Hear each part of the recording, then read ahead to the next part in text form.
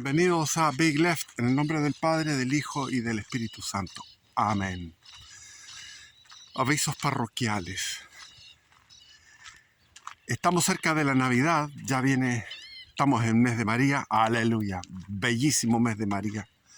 Y una vez, cuando era ateo, iba caminando por Providencia, con un calor, con terno y corbata, transpirando, y de repente me entré a la catedral que está, la catedral castrense, que está ahí con los leones. Y entré para quitarme el calor, para descansar un rato, y estaba el mes de María, y me vino una paz tan exquisita. Y yo era ateo, entonces dije, ¿qué cosa más loca? Bueno, estamos por la Navidad, y yo quiero que tengan la ocurrencia, y le estoy dando la ocurrencia, de que compren mi libro, Barco Stop. Entonces ustedes se van a Mercado Libre, y en Mercado Libre ponen ahí libro, Barco Stop. Libro, Barco Stop, y está 10 lucas. Pero a mí me caen 10, 20, 30, me ayuda para meterle diésel a la camioneta, me ayuda para porque no me alcanza, la jubilación no me alcanza, es la verdad. Bueno, ese es el aviso. Y el otro aviso es un aviso que nada que ver, pero se lo doy a algunos porque hay que comunicar las cosas buenas. Yo soy alérgico al polen de primavera y estaba sufriendo mucho. Y me llegó la información, bendita información, de que había que dejar los lácteos. Dejé los lácteos, dejé el yogur, dejé la mantequilla, dejé el queso, la misma leche, todo. Y siento una tranquilidad en mi cuerpo tremenda. Mi sistema digestivo como que está mejor que antes. Y no he tenido la alergia. Tenía tupiciones en la noche, no podía dormir porque se me tapaba la nariz con mucha mucosa, era horrible, y la picazón en los ojos, etc. Entonces doy ese dato porque realmente a mí me funcionó y a algunos de ustedes les puede funcionar. ¿Qué cuesta dejar los lácteos? Eso. Otro aviso. Y ahora entramos en materia. En verano, en febrero del año 1987, vivía en Arica, dedicado a la pesca artesanal. Salía en las noches a las 4 de la mañana remando por entre medio de los cascos de los barcos industriales, que son negros, y en la noche se ven más negros. Los watchmen me alumbraban con sus linternas si yo era sospechoso de algo, me saludaban y me internaba a remo, mar adentro. Desde ahí miraba la iglesia, esa iglesia de metal que dicen que es de Eiffel, que estaba de antes de la guerra del Pacífico, preciosa, iluminada, el Morro iluminada, la ciudad descansando, iluminada, esa ciudad que era para mí Sodoma y Gomorra, y yo creo que todavía sigue siéndolo. Esa ciudad tan pecaminosa en la noche parecía descansar de sus pecados. Y yo mirando, mientras pasaba por debajo de mi bote una mancha gigantesca de peces fosforescentes, que son las anchoas, con un color verde claro, pero luminoso, de verdad, luminoso, fosforescente. Y ahí tiraba el anzuelo y ni siquiera tenía que tener carnada. O sea, con el anzuelo picaba la caballa, le daba un golpe en la nuca, adentro otra, mataba a caballas como loco. Y me iba con el bote cargado de caballas y se lo vendía, que se cargaba una camioneta entera, de mi bote una camioneta entera para el regimiento Rancagua, para la colación de los conscriptos. Y también en eso también picaban algunos jureles que los vendía más individualmente, y llevaba esos jureles a un comedor, el comedor más pobre de la época, porque me acuerdo que los comedores más populares costaban 600 pesos la comida, pero este costaba 280. Entonces iban los que lustraban botas, los mendigos, los que estaban contrahechos, con problemas tipo Teletón, que tenían, qué sé yo, mal nacidos, pobrecitos, y el que atendía ahí era un homosexual, que era muy buena persona, y era un restaurante que estaba en una ruina. Entonces uno entraba tenía que agacharse y meterse por una puerta, era la ruina total, una ruina, y entre medio de la ruina había puesto unas telas, o sea, unas redes de 1 milímetro, de 1 pulgada, unas redes, puso 2 o 3 redes, y con eso hacía su sombra. Y ahí almorzaba, cambiaba mi almuerzo por algunos jureles, me duchaba, antes me había duchado, lavaba mi ropa todos los días, la ponía a secar, ahí se secaba fácilmente, tenía que soportar a mis vecinos que pasaban peleando y pegando. Era un matrimonio que peleaban y después copulaban, y yo los escuchaba al lado porque era una muralla de madera terciada, y le pegaban a los niños. Era un infierno esa familia proletaria. De repente, de un día para otro, se fueron los peces. Dije, wow, o sea, ahora, ¿con qué voy a vivir? Pero vivía al día. Entonces, cuando se fueron los peces, averigüé, lo que pasaba es que había llegado el Niño. Entonces era el Niño. Y habían aumentado la temperatura del agua, no sé, y finalmente no había ni uno. Se habían ido todas las manchas. Y los que me acompañaban en la noche, que siempre había algunos que estaban cerca mío o más lejos pescando, tampoco iban a pescar, porque no había que pescar. Y ahí dije yo, bueno, si tengo que ayunar, voy a ayunar de manera espiritual. Entonces estaba obligado a ayunar porque no tenía cómo comer, pero dije, voy a ayunar de manera espiritual. Y estaba leyendo a Krishnamurti, que me encantaba, era una cosa que me daba una paz. Krishnamurti es un gran pensador, que a Krishnamurti la sociedad teosófica, de Rudolf Steiner y todos estos teósofos alemanes, europeos, que iban a la India a comienzos del siglo XX, detectaron que había un niño que estaba súper dotado y que era la reencarnación de Buda. Y lo educó la sociedad teosófica durante muchos años, y él lo entrevistaban, decían, ahora va a hablar, porque no hablaba nunca, estaba callado este joven, y como a los 18 años le dieron una entrevista, y fueron todos, porque estaba viviendo en Inglaterra, lo llevaron a Inglaterra a vivir en estos castillos, ¿no? en la opulencia de los ingleses, y ahí fueron la prensa a entrevistarlo, y Krishnamurti dijo, bueno, a mí me gustan las carreras de caballo, me gustan las carreras de auto, me gustan los automóviles, qué sé yo, habló puras frivolidades. Dijeron, wow, esta es la reencarnación de Buda. Y después hicieron una reunión, una organización de la teosofía, hicieron una especie de Woodstock, o sea, al aire libre, fueron todos, porque iba a hablar ahora una cosa importante.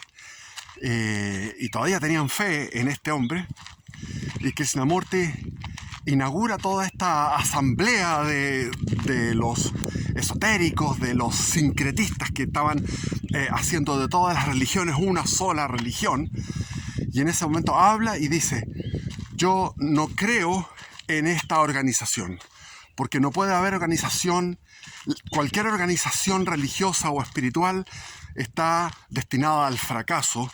¿Por qué? Y da sus razones y explica todo eso, ¿ya? Entonces, él mismo se marginó de eso y empezó a dar conferencias, y dio conferencias.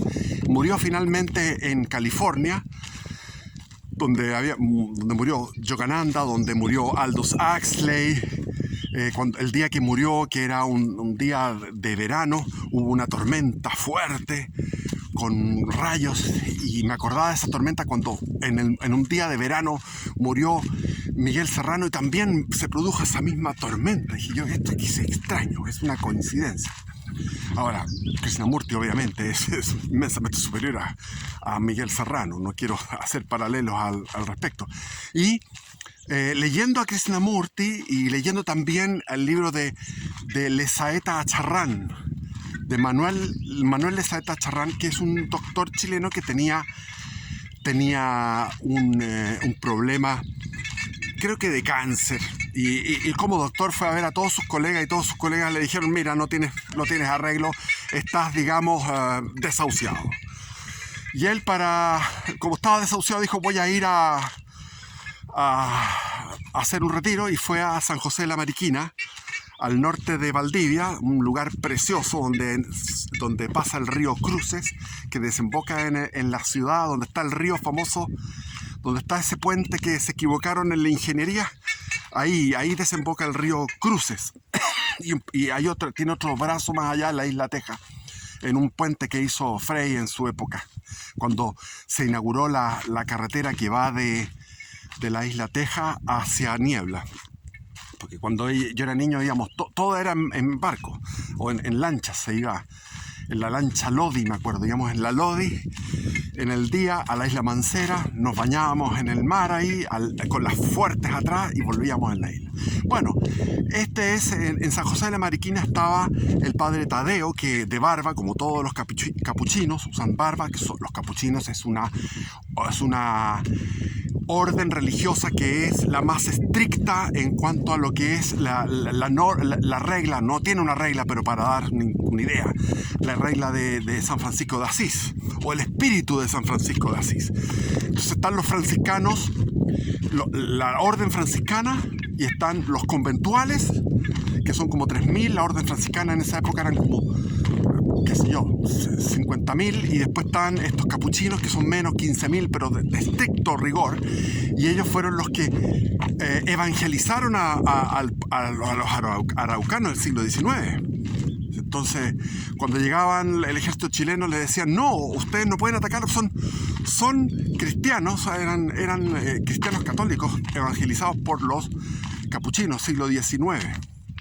Bueno, y ahí él va y le dice, mira, estoy jodido, me voy a morir, pero quiero entregar mi alma a Dios, qué sé yo, entonces voy a hacer retiro.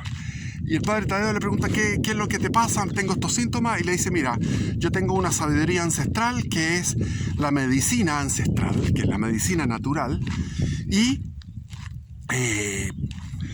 lo que tienes que hacer es quitarte, descalzarte, caminar a pie pelado, descalzo por entre medio de los manzanos, y come las manzanas y aliméntate de las puras manzanas que hay en los árboles y nada más, y toma harta agua y qué sé yo, y se curó. Entonces él se hizo famoso y escribió este libro de medicina natural, que no está lamentablemente en las librerías, sino que quiere buscar la librería de viejo. Medicina natural de Lesaeta Acharrán. Bueno, estaba leyendo ese tipo de cosas y dije, bueno, como no hay peces y no tengo plata para comer, voy a hacer un ayuno. Hice un ayuno que fueron 5 días y 5 noches. Lo mismo que había hecho años antes en Oviedo, España, en Asturias. Hice un ayuno de 5 días y 5 noches, pero yo tenía ayunos de un día, muchos. De 2 días, también. De un día y dos días. Eso era lo que yo acostumbraba a hacer, pero muy seguido ayunos. Por ejemplo, si no podía ir a pescar y quería quedarme leyendo y tener mi día libre, decía, bueno, hoy día no como nomás. Y no comía, me quedaba ahí tranquilo escuchando esta familia proletaria al lado, que era terrible. O si no, me iba a la playa del Laucho y ahí leía y descansaba con mi manera de descansar, que era leyendo. Y así, bueno, amo Arica, y en ese momento hice los 5 días de ayuno. Y tenía una bicicleta que le había llevado en el bote. Lo había llevado, porque ahí hice dedo, había hecho dedo desde Algarrobo, fui haciendo dedo, o sea, fui en distintas embarcaciones. Por eso que escribí el libro Barco Stop, porque uno va haciendo dedo en distintos puertos y lo van llevando en embarcaciones, y finalmente había llegado a a Arica de esta forma.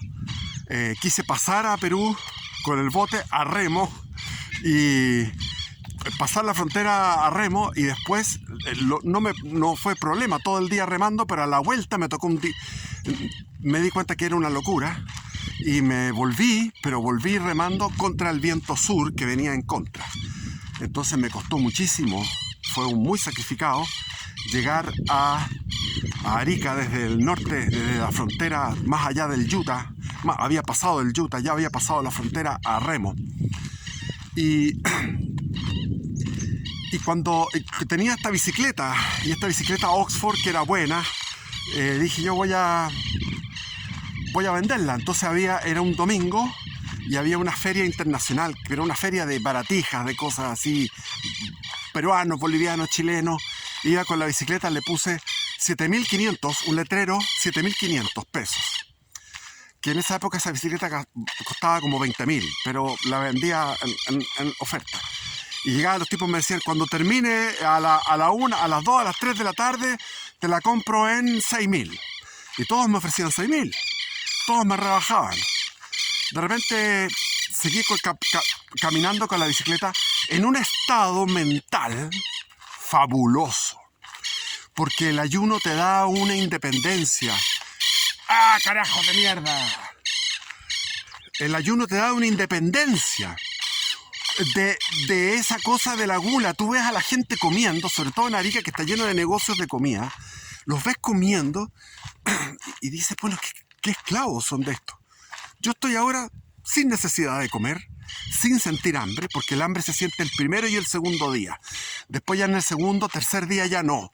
Vas en una velocidad crucero, tranquilo, relajado. Y en un estado mental extraordinariamente nuevo, pero un poco adormilado.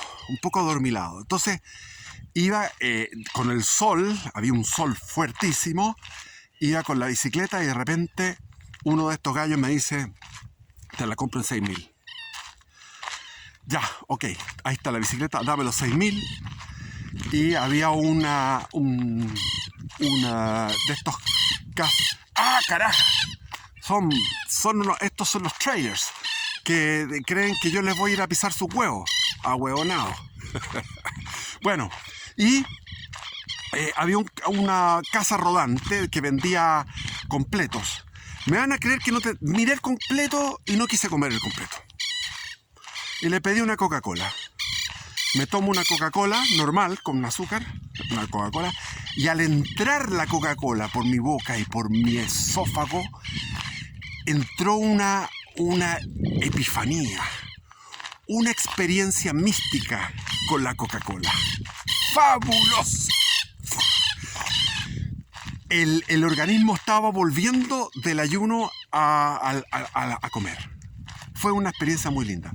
Ahora, ¿qué es lo que dije yo en ese momento? Dije, bueno, voy a ir a pasar la noche al Morro. Y fui al Morro porque me había pasado muchas... Me encantaba pasar la noche arriba en el Morro. Se ve la ciudad, pasan los autos, y yo pasaba la noche entera ahí, sin leer, solamente disfrutando el aire marino. Y esa noche llegó, iba de visita a Augusto Pinochet, parte de su campaña para... No estaba en campaña, fue a visitar nomás Arica. Y ahí empiezo a escuchar el discurso completo de Pinochet. Y Pinochet empieza y dice, en Aysén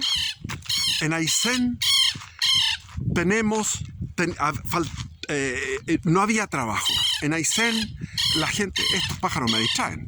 Carajo, sinvergüenza. Bueno. Ya. En Aysén no había trabajo. Y ahora falta mano de obra, porque se han instalado las pesqueras.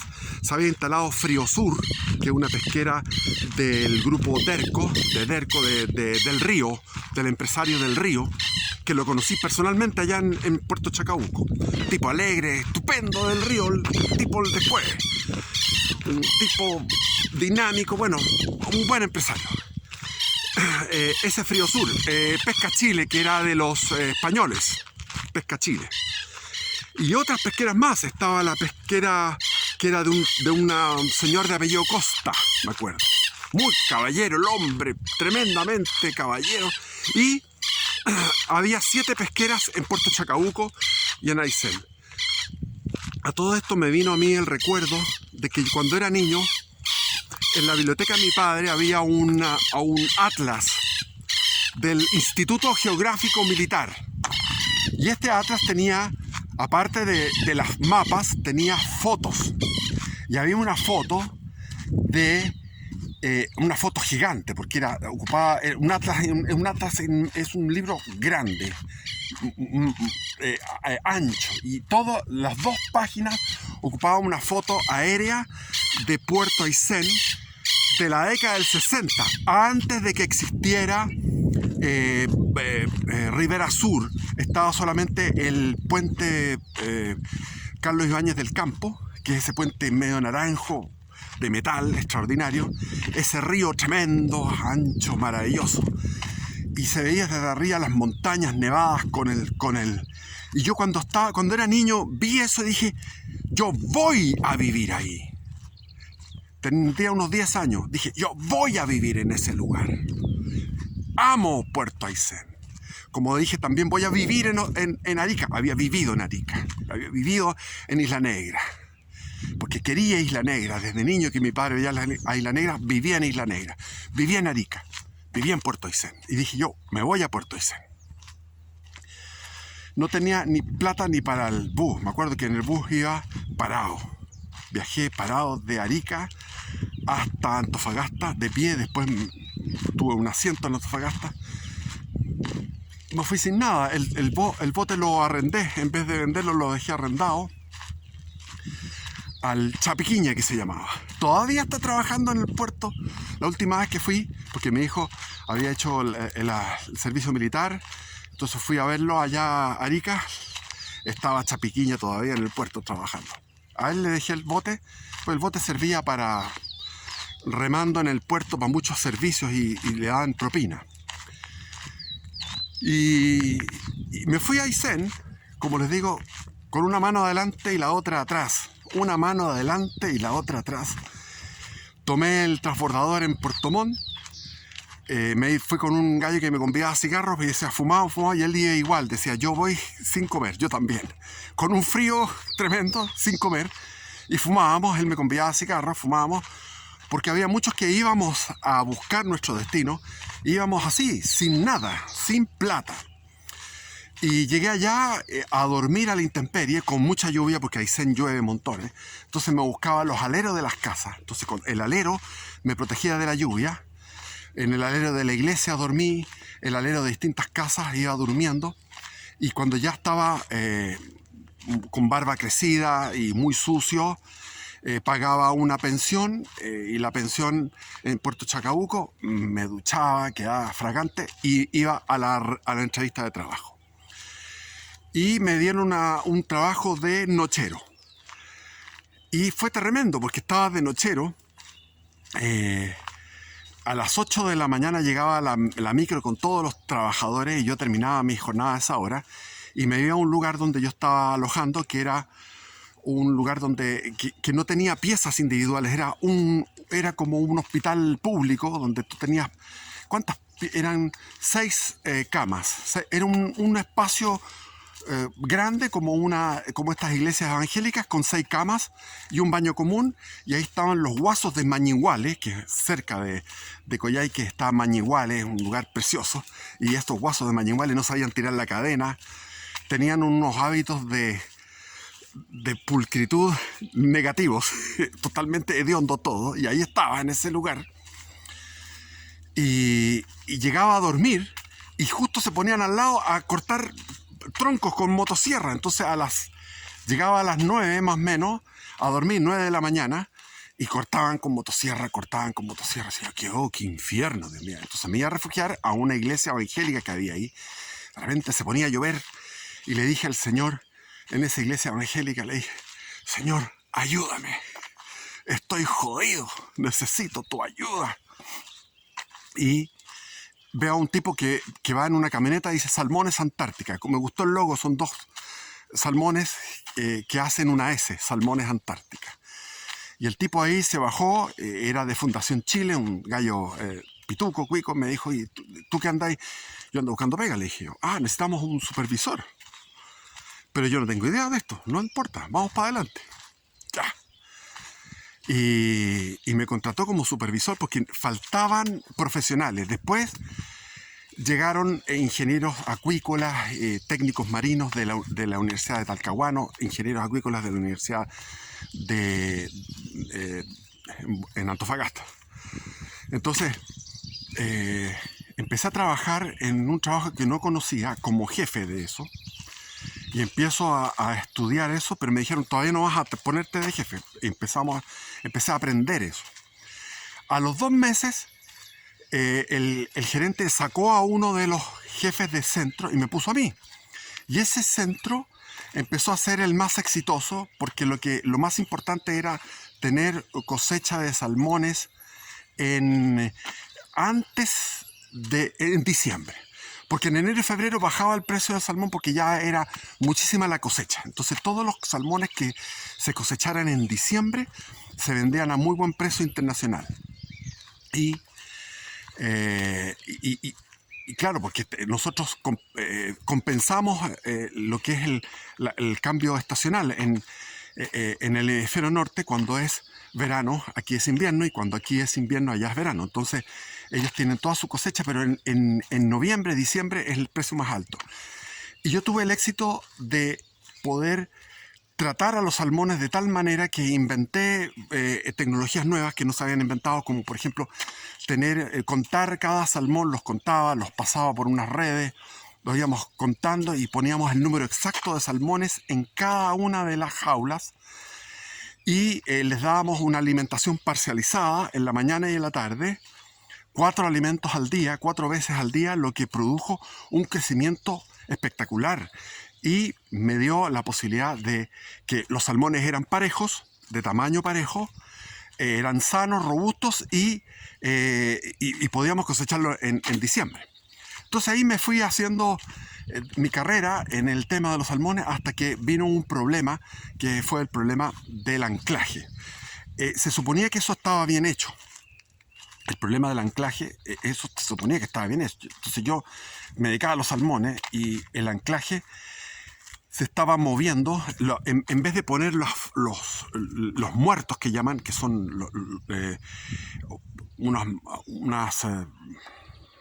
unos cubos de concreto donde se ancla el sistema que está flotando, esos cubos de concreto estaban, en vez de ponerlos en el fondo, que era a 270 metros, o sea, de la costa a donde estaban donde llegaba el fondo del mar, eran 270 metros de profundidad. O sea, a 50 metros de la costa había 270 metros de profundidad, ahí donde tendrían que haber estado los muertos. Pero los habían puesto a la mitad de camino. Para ahorrar presupuesto, lo habían puesto en un escalón de este precipicio. Entonces los muertos estaban resbalando. Y yo no entendía eso, no dominaba eso. Y el jefe que tenía yo me dijo, lo que tenéis que hacer es tirarlos más allá. ¿Por qué? Porque él había estado, el jefe, el subgerente de producción, había estado a cargo de un sistema de balsa jaula en otro lugar que se llamaba Pegaso, que no tenía esa pendiente abrupta. Y yo le hice caso y tiré la cuestión, y veo que los muertos más allá estaban tirando el sistema. Entonces comuniqué esto a la gerencia y me dijeron, bueno, mañana vamos a darte ayuda. Pero justo esa noche se produjo una tormenta, la patagüina, como son las tormentas en Aysén en la primavera, las tormentas primaverales, con luna llena, la bahía rebosante de marea, con la marea alta que se desaguó por ahí, y todos estos muertos fueron hacia abajo, ya se fueron hacia el fondo marino, y con la fuerza de esos muertos rompieron las amarras gruesas, las espías que se llaman, que son amarras de 3-4 pulgadas, que estaban amarrados a árboles en en la pendiente montañosa de bosque y arriba como una especie de glaciar. O sea, no glaciar, pero o sea, era una cosa era un precipicio. Y me van a buscar en la noche. Yo estaba feliz durmiendo. A las 4 de la mañana tenemos la escoba. Voy para allá. Buf. Las balsas jaula iban navegando por el fiordo Aysén, siguiendo la corriente. Ahí tuvimos que meter barcazas para remolcarlas y llevarlas a un lugar más o menos protegido, pero con oleaje. Fue un desastre. Lo que significó que terminó mi carrera en esa empresa, y después sería largo seguir contando porque no es la idea.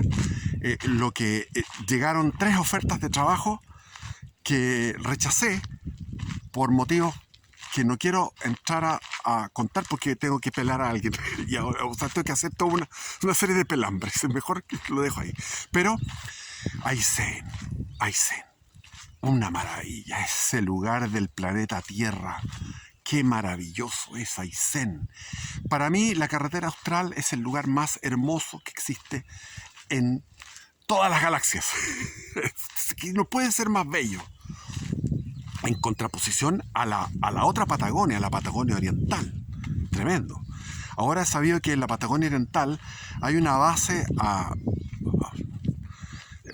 que la Cristina Fernández de Kirchner pactó por 50 años con los chinos. Mala está la cosa. Y siempre me encontraba viajé en los momentos que tenía descanso, viajaba por la zona y me encontraba siempre con estudiantes, no con estudiantes, sino con los que habían hecho el servicio militar en Israel. Pero montones, o sea, eran cientos de israelitas. También conocí los parques del Parque Pumalín y el otro parque, que no me acuerdo el nombre, que está cerca de Cochrane, cerca del lago, un poco al norte del lago Cochrane, de Tompkins.